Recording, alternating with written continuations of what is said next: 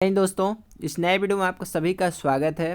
तो इस video lecture में हम लोग बात करने वाले हैं मल्टी स्टेज एम्पलीफायर के बारे में। ठीक है, मल्टी स्टेज एम्पलीफायर क्या होता है, क्यों हम लोग यूज़ करते हैं, क्यों सिंगल स्टेज एम्पलीफायर का यूज़ ज़्यादातर नहीं होता है, अगर प्रैक्टिकली हम लोग यूज़ करते हैं तो मल्टी स्टेज एम्पलीफायर यूज़ करते हैं, क्यों करते हैं, सारी चीज़ें आपको बताई जाएंगी। और आरसी कपल्ड एम्पलीफायर क्या होता है, इसका बेसिक कॉन्सेप्ट क्या है, ठीक है, और इसका फ्रीक्वेंसी रिस्पांस क्या है, इसका डायग्राम क्या है, एडवांटेज क्या होता है, डिसएडवांटेज क्या होता है, एप्लीकेशन कहाँ कहाँ पर इसका यूज है, सारी चीज़ें आपको बहुत अच्छे से बहुत आसान भाषा में समझाई जाएंगी, बताई जाएंगी। ठीक है ना। चलिए स्टार्ट करते हैं। और सबसे पहले हम लोग समझते हैं मल्टी स्टेज एम्पलीफायर के बारे में। ठीक है, मल्टी स्टेज एम्पलीफायर क्या होता है, आप इस फिगर से समझिए मल्टी स्टेज एम्पलीफायर के बारे में। सिंगल स्टेज एम्पलीफायर क्या होता है, सिर्फ उसमें एक ही ट्रांजिस्टर का यूज़ करते हैं और इनपुट हम लोग यहाँ से देते हैं, आउटपुट हम लोग यहाँ से ले लेते हैं। ठीक है, उसमें सिर्फ एक ही स्टेज का यूज़ करते हैं, सिर्फ एक ही ट्रांजिस्टर का यूज़ करते हैं। इसी तरह मल्टी स्टेज एम्पलीफायर क्या होता है, जब एक से ज़्यादा स्टेज हो जाता है, जब हम लोग एज ए एम्पलीफायर में एक से ज़्यादा स्टेजेस का यूज़ करते हैं तो उसको क्या बोलते हैं हम लोग, मल्टी स्टेज एम्पलीफायर। वो 2 भी स्टेज हो सकता है, 3 भी हो सकता है। सीधा सीधा कहने का मतलब है कि जब हम लोग एक से ज़्यादा ट्रांजिस्टर का यूज करते हैं एम्पलीफायर को बनाने के लिए तो इसको मल्टी स्टेज एम्पलीफायर बोलते हैं। ठीक है, मान लेते हैं ट्रांजिस्टर 1 है, ट्रांजिस्टर 2 है, ट्रांजिस्टर 3 है। ठीक है, इन तीनों को आपस में हम लोग कनेक्ट कर देते हैं तो क्या हो जाएगा, मल्टी स्टेज एम्पलीफायर हो जाएगा। क्योंकि आप देखेंगे तो फर्स्ट स्टेज है, सेकंड स्टेज है, थर्ड स्टेज है। ठीक है, 3 स्टेज में वर्क का काम कर रहे हैं, तीनों को कनेक्ट किया गया है। तो इस तरह से आपका मल्टी स्टेज एम्पलीफायर होता है। मल्टी स्टेज का मतलब यही है कि एक से ज़्यादा हम जो जब ट्रांजिस्टर का यूज़ करेंगे एम्पलीफायर को बनाने के लिए तो इसको मल्टी स्टेज एम्पलीफायर कहेंगे। और दूसरी बात, एक होता है आपका कपलिंग डिवाइस। कपलिंग डिवाइस एक ऐसा डिवाइस है जो एक स्टेज को, ठीक है, जो एक स्टेज को दूसरे स्टेज से, एक स्टेज को दूसरे स्टेज से कनेक्शन प्रोवाइड करता है, कनेक्ट करता है, उसको हम लोग कपलिंग डिवाइस बोलते हैं। ठीक है, मान लेते हैं एक ट्रांजिस्टर से बना हुआ एम्पलीफायर है, ये भी आपका एक ट्रांजिस्टर से बना हुआ एम्पलीफायर। इन दोनों स्टेजों को कनेक्ट किया जा रहा है, किसके थ्रू कनेक्ट किया जा रहा है, यही आपका कपलिंग डिवाइस होता है। अब हम लोग यहाँ पे जो कपलिंग डिवाइस है, यहाँ पे हम लोग 3 तरह की कपलिंग करते हैं। फर्स्ट आपका करते हैं आरसी कपलिंग। ठीक है, आरसी कपलिंग करते हैं। और सेकंड हम लोग करते हैं ट्रांसफार्मर कपलिंग।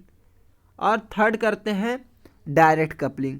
तो 3 तरह की आप कपलिंग होती है, कपलिंग डिवाइसेस होती हैं, जिसके थ्रू हम लोग 2 स्टेजेस को, 2 से अधिक स्टेजेस को आपस में कनेक्ट करते हैं। ठीक है, तो जो सबसे पहले हम लोग बात करेंगे वो आरसी कपलिंग के बारे में बात करेंगे। आरसी कपलिंग में क्या होता है, एक स्टेज को दूसरे स्टेज से कनेक्ट करने के लिए हम लोग कैपेसिटर का यूज़ करते हैं। ठीक है, जिसको कपलिंग कैपेसिटर बोलते हैं। तो इस प्रकार के कपलिंग में हम लोग, आरसी कपलिंग में क्या होगा कि एक स्टेज को, ठीक है, दूसरे स्टेज से कनेक्ट करने के लिए हम लोग कैपेसिटर का यूज़ करेंगे, तो इसको हम लोग बोलेंगे आरसी कपलिंग। अब इसी के स्थान पे अगर हम लोग एक कैपेसिटर, एक स्टेज को दूसरे स्टेज से कनेक्ट करना है तो यहाँ पे हम लोग, अगर हम लोग ट्रांसफार्मर यूज़ कर रहे हैं, ठीक है, एक स्टेज को दूसरे स्टेज से कनेक्ट करने के लिए, कनेक्शन प्रोवाइड करने के लिए हम लोग किसका यूज़ कर रहे हैं, एक दूसरे को कपल करने के लिए ट्रांसफार्मर का यूज़ कर रहे हैं, तो इसको बोलेंगे क्या, ट्रांसफार्मर कपलिंग बोलेंगे। अगर इन्हीं दोनों स्टेज को हम लोग सीधा सीधा कनेक्ट कर देते हैं इस तरह से, ठीक है, अगर सीधा सीधा कनेक्शन प्रोवाइड कर देते हैं, कनेक्ट कर देते हैं, कपलिंग कर देते हैं, तो इसको डायरेक्ट कपलिंग बोलते हैं। ठीक है, सारे कपलिंग के बारे में आपको बहुत डीपली में समझाया जाएगा सारी चीज़ें। इस वीडियो में सिर्फ हम लोग बात करेंगे आरसी कपलिंग के बारे में। ठीक है, आरसी कपलिंग आपको बहुत अच्छे से क्लियर होने वाला है इस वीडियो लेक्चर में। चलिए आप इस फिगर से समझिए, यहाँ पे फर्स्ट स्टेज है, यहाँ पे सेकंड स्टेज है। इन दोनों को कपलिंग करने के लिए, कपल करने के लिए कपलिंग डिवाइस का यूज़ कर रहे हैं। इन कपलिंग डिवाइस में हम लोग किसका यूज़ करेंगे, आरसी का यूज़ करेंगे, एक कैपेसिटर का यूज़ करेंगे। ठीक है, अभी हम लोग जब इसका डायग्राम देखेंगे आरसी कपलिंग का तो वहाँ पे आपका क्लियर हो जाएगा। दोनों स्टेज को कपल करने के लिए हम लोग कपलिंग डिवाइस का यूज़ करते हैं, कैपेसिटर का यूज़ करते हैं। यहाँ से हम लोग इनपुट देते हैं, फर्स्ट स्टेज का जो आउटपुट जाता है वो कहाँ पे जाता है, कपलिंग डिवाइस के पास जाता है। ठीक है, कपलिंग डिवाइस से फिर जो इसका आउटपुट है वो कहाँ जाता है, तो आपका सेकंड स्टेज के पास आता है। सेकंड स्टेज से हम लोग को टोटल आउटपुट मिल जाता है। तो मल्टी स्टेज का यूज़ करने से क्या होता है, जो टोटल गेन होता है, ठीक है, जो एम्पलीफायर का गेन होता है वो बढ़ जाता है। इसलिए हम लोग यूज़ करते हैं मल्टी स्टेज कपलिंग का।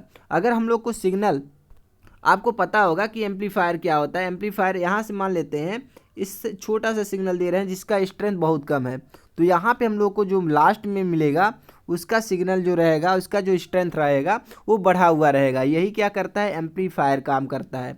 अगर इसका पावर लेवल कम है इस सिग्नल का, तो इसके पावर लेवल को इंक्रीज करके हम लोग को आउटपुट देगा। यही क्या होता है, आपका एम्पलीफायर होता है, ठीक है। चलिए, ये तो हो गया आपका सिंपल ब्लॉक डायग्राम, एक तरह से समझाने के लिए आपको, ठीक है।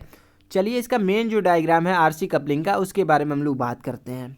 आप यहाँ पे देखेंगे तो आपका सिंगल स्टेज यहाँ पे है, ठीक है, एक सिंगल स्टेज ए है और एक सिंगल स्टेज आपका ए है, ठीक है ना। और यहाँ पे एक लगा हुआ आपका सीसी कपलिंग कैपेसिटर, यही है आपका कपलिंग डिवाइस, ठीक है। तो जो यहाँ पे आपको फिगर दिख रहा था, ये वाला फिगर आपको यहाँ से अच्छे से क्लियर हो गया कि फर्स्ट स्टेज ए है, सेकेंड आपका ए है और बीच में क्या है, आपका कपलिंग डिवाइस है। इसी तरह से इस फिगर में जो है यहाँ पे देखेंगे तो पहला स्टेज है जिसमें एक ट्रांजिस्टर का यूज हो रहा है, ये आपका दूसरा स्टेज है, ठीक है, और बीच में आपका कपलिंग कैपेसिटर, यही आपका कपलिंग डिवाइस है, ठीक है। चलिए, नेक्स्ट हम लोग देखते हैं इसमें क्या क्या लगा हुआ है। यहाँ पे देखेंगे तो एक आपका ट्रांजिस्टर है, यहाँ पे एक ट्रांजिस्टर है। तो दो या दो से अधिक जब हम लोग ट्रांजिस्टर का यूज़ करेंगे तो उसको हम लोग मल्टी स्टेज एम्पलीफायर बोलेंगे, ठीक है। यहाँ पे R1, R2, RE, RC ये सारे आपके रेजिस्टेंस हैं, जिसको बायसिंग रेजिस्टेंस बोलते हैं, ठीक है। डिवाइडर बायसिंग रेजिस्टेंस, जो आपका बायस होता है, जो VCC देते हैं, ठीक है, VCC जो देते हैं उसको डिवाइड करने के लिए हम लोग रेजिस्टेंस लगाते हैं यहाँ पे। चलिए, और यहाँ पे देखिए कि जो कपलिंग कैपेसिटर है और यहाँ पे एक है बाईपास कैपेसिटर, ठीक है, दोनों में बाईपास कैपेसिटर भी है। और यहाँ पे जो RE है इसको एमिटर रेजिस्टेंस बोलते हैं, इसको RC बोलते हैं जो आपका कलेक्टर रेजिस्टेंस, ठीक है, या फिर लोड रेजिस्टेंस भी बोल देते हैं कभी कभी। अब हम लोग देखते हैं कैसे वर्क करता है जो आपका RC कपलिंग है या फिर मल्टी स्टेज एम्पलीफायर है, वो कैसे काम करता है। तो यहाँ पे देखिए, यहाँ से हम लोग देंगे इनपुट सिग्नल, ठीक है, इनपुट सिग्नल देंगे, यहाँ पे कैपेसिटर लगा हुआ है, इसके थ्रू जाएगा कहाँ पे, जो आपका ट्रांजिस्टर T1 है उसके पास जाएगा। यहाँ से सिग्नल एम्पलीफाई होगा सिंगल स्टेज से, कहाँ पे जाएगा, कपलिंग कैपेसिटर के थ्रू जाएगा, फिर से दूसरे स्टेज, जो दूसरा स्टेज है या फिर कहें दूसरा जो ट्रांजिस्टर है उसके बेस पे अप्लाई करेंगे, ठीक है। यहाँ से सिग्नल फिर से एम्पलीफाई होगा, सेकंड स्टेज से एम्पलीफाई होगा और टोटल हम लोग को आउटपुट जो मिलेगा यहाँ पे इस तरह से मिल जाएगा। अगर सिग्नल यहाँ पे बहुत छोटा है, बहुत कम स्ट्रेंथ है, तो यहाँ पे बहुत अच्छा हम लोग का स्ट्रेंथ मिल जाएगा जो सिग्नल मिलेगा, ठीक है। तो इस तरह से काम करता है। यहाँ पे देखेंगे तो यहाँ पे ग्राउंडेड भी किया गया है और ऊपर से हम लोग देते हैं प्लस VCC। VCC का मतलब क्या होता है, प्लस 12 वोल्ट हम लगभग यहाँ पे देते हैं। इससे क्या होता है कि जो ट्रांजिस्टर है, जो दोनों ट्रांजिस्टर है, इसको T1 बोलें, इसको T2 बोलें, ठीक है, ये दोनों जो आपके ट्रांजिस्टर लगा हुआ है इसको एक्टिव रीजन में रखने के लिए, ठीक है, इसके Q पॉइंट को एक्टिव रीजन में रखने के लिए हम लोग VCC देते हैं। जब आपका ट्रांजिस्टर एक्टिव रीजन में रहेगा तो एज ए एम्पलीफायर वर्क करता है। अगर आपका सेचुरेशन रीजन में चला जाता है, अगर Q पॉइंट जो ट्रांजिस्टर है उसका Q पॉइंट सेचुरेशन रीजन में चला जाता है या फिर कट ऑफ रीजन में चला जाता है, तो जो आपका ट्रांजिस्टर होता है वो एज ए स्विच काम करने लगता है। इसीलिए यहाँ पे हम लोग प्लस VCC प्रोवाइड करते हैं, ताकि जो आपका स्टेजेज है, जो आपका सर्किट लगा हुआ है, वो एज ए एम्पलीफायर वर्क करे, सिग्नल को एम्पलीफाई करने के लिए काम करे, ठीक है। इसीलिए यहाँ पे VCC प्लस VCC प्रोवाइड करते हैं। तो आपको बहुत अच्छे से क्लियर हुआ होगा सारी चीज़ें, कौन कौन सा कंपोनेंट इसमें लगा हुआ है। इसका प्रैक्टिकली भी बना सकते हैं डायग्राम देख के, अपना कंपोनेंट लेके, ठीक है। यहाँ पे भी एक कपलिंग कैपेसिटर लगा हुआ है। अगर इसके आगे भी आप अगला स्टेज जोड़ना चाहते हैं तो जोड़ सकते हैं, कोई बात नहीं। बहुत ज़्यादा इसका जो एडवांटेज है, इसका एडवांटेज यही है कि एक स्टेज से हम लोग उतना ज़्यादा आउटपुट नहीं ले पाते हैं। उसी सिग्नल को हम दूसरे नेक्स्ट स्टेज में देते हैं तो और अधिक वो एम्पलीफाई करता है और उसका स्ट्रेंथ और अधिक बढ़ जाता है, जिससे हम लोग को बहुत अच्छा आउटपुट मिल जाता है, ठीक है। उसका गेन भी बढ़ जाता है, इसलिए भी हम लोग ज़्यादातर यूज़ करते हैं। तो है ये प्रैक्टिकल आपका डायग्राम है RC कपलिंग का, ठीक है, RC कपल्ड एम्पलीफायर का। चलिए, अब हम इसका फ्रीक्वेंसी रिस्पॉन्स देखते हैं RC कपल्ड एम्पलीफायर का। यहाँ पे देखेंगे तो X एक्सिस पे आपको मिलेगा फ्रीक्वेंसी वाई एक्सिस पे मिलेगा आपका वोल्टेज गेन। ठीक है, इसका जो आपका डायग्राम आएगा यहाँ पे जो ग्राफ आएगा इस तरह से इसका आता है, इस तरह से। ठीक है, यहाँ पे देखेंगे तो आपका लोअर कट ऑफ रहेगा, कट ऑफ फ्रिक्वेंसी है, आपका हायर कट ऑफ फ्रिक्वेंसी रहेगा। ठीक है, तो 50 हर्ट्ज से दो आपका 20 किलो हर्ट्ज के बीच में होता है। ठीक है, यहाँ पे देखेंगे तो ये आपका लोअर कट ऑफ फ्रिक्वेंसी है, ये आपका हायर कट ऑफ फ्रिक्वेंसी है। इसके बीच में जो एरिया है इसको क्या हम लोग बोलते हैं, बैंडविड्थ बोलते हैं। ठीक है, और यहाँ पे जो फ्रिक्वेंसी रिस्पॉन्स है इसी रीजन में जो आपका ट्रांजिस्टर है वो वर्क करता है एज ए एम्पलीफायर। ठीक है, तो सारी चीज़ें आपको समझ में आ रही होंगी कैसे है आपका फ्रीक्वेंसी रिस्पांस। आरसी कपलिंग का फ्रीक्वेंसी रिस्पांस बहुत अच्छा यही है। ठीक है, बहुत सिंपल है, इसको आप अपने एग्जाम में बना सकते हैं, अपनी जानकारी के लिए इसको देख सकते हैं। ठीक है, चलिए नेक्स्ट हम लोग देखते हैं मल्टी स्टेज का जो गेन होता है कितना होता है।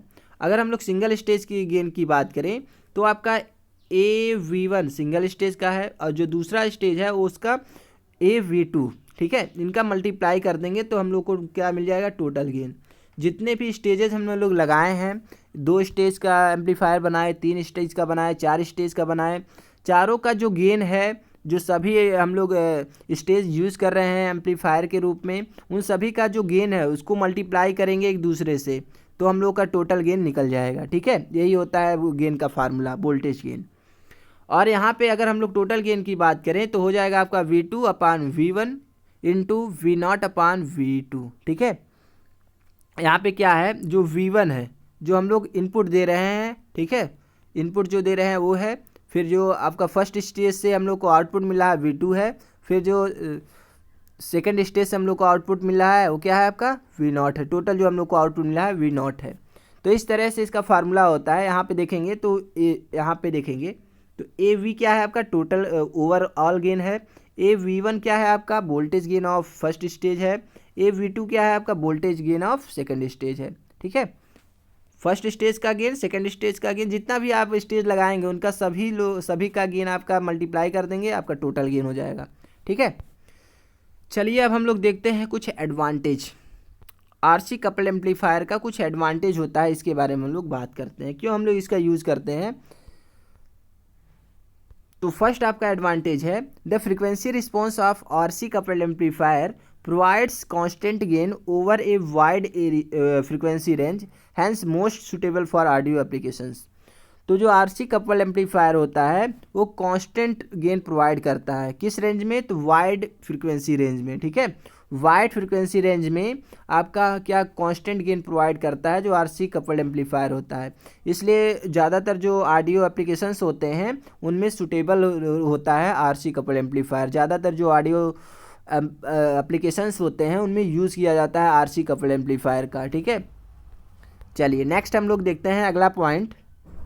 अगला क्या है आपका advantage, the circuit is simple and has lower cost because it employs resistor and capacitor which are cheap.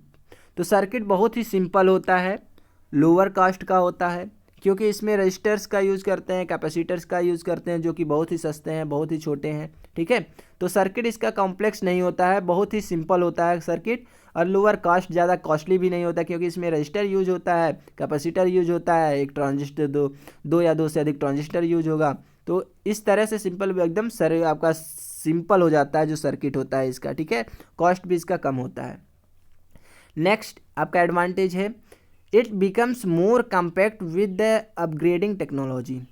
तो आरसी कपलिंग जो होता है अपग्रेडिंग टेक्नोलॉजी का यूज़ करके इसको मोर कॉम्पैक्ट बनाया जा सकता है। कॉम्पैक्ट मतलब बहुत ही छोटा बनाया जाता है, सिस्टम जो है बहुत छोटा बनाया जा सकता है जो अपग्रेडिंग टेक्नोलॉजी इसका यूज़ करके आरसी कपलिंग में। ठीक है, चलिए नेक्स्ट हम लोग देखते हैं आरसी कपल एम्पलीफायर का डिसएडवांटेज क्या है। हम लोग जानते हैं कोई भी चीज़ है, कोई भी डिवाइस है तो कुछ इसका एडवांटेज होगा और कुछ इसका डिसएडवांटेज होगा। ठीक है, कोई भी डिवाइस हो, कितना भी अच्छा डिवाइस हो तो उसका एडवांटेज रहेगा ही रहेगा, साथ में कुछ ना कुछ उसका डिसएडवांटेज भी रहता है।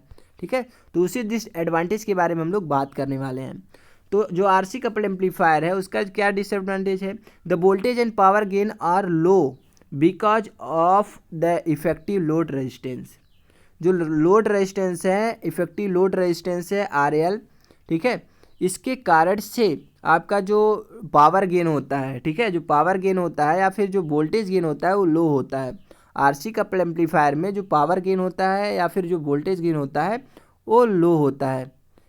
अगर हम लोग बात करें किसके इफेक्टिव में, आपका जो आपका लोड रेजिस्टेंस है उसके इफेक्ट में, ठीक है, इसकी तुलना में हम लोग बात करेंगे तब गेन आपका लो हो जाएगा। लेकिन अगर टोटल ओवरऑल गेन की बात करेंगे तो ज़्यादा हो जाता है, ठीक है, मल्टी स्टेज में।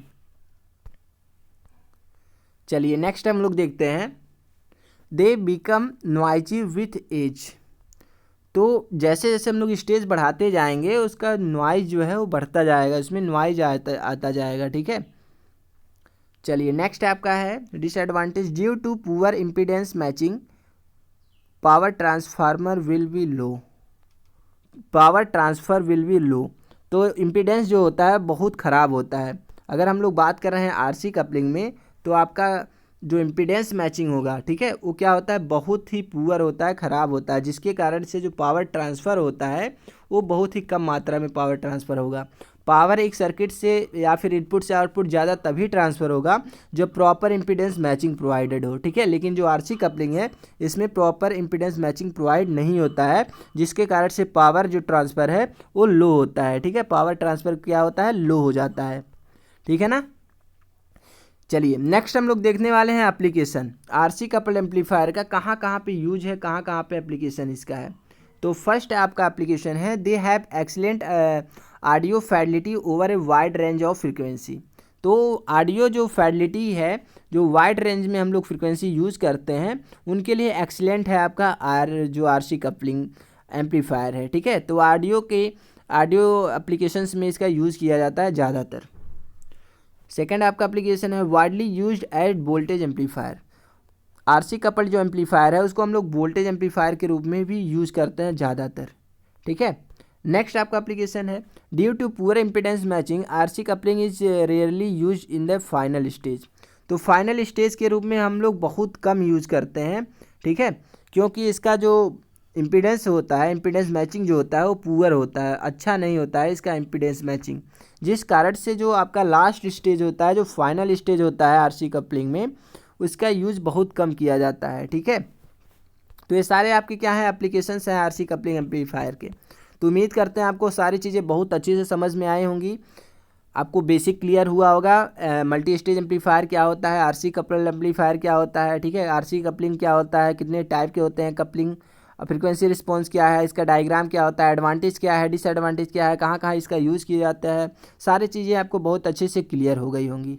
तो मिलते हैं नेक्स्ट वीडियो में। हमारे चैनल पे नए होंगे तो चैनल को सब्सक्राइब कर लीजिएगा, इसी तरह का वीडियो लेक्चर आपको डेली बाय डेली प्रोवाइड होता रहेगा। तो मिलते हैं नेक्स्ट वीडियो में। जय हिंद।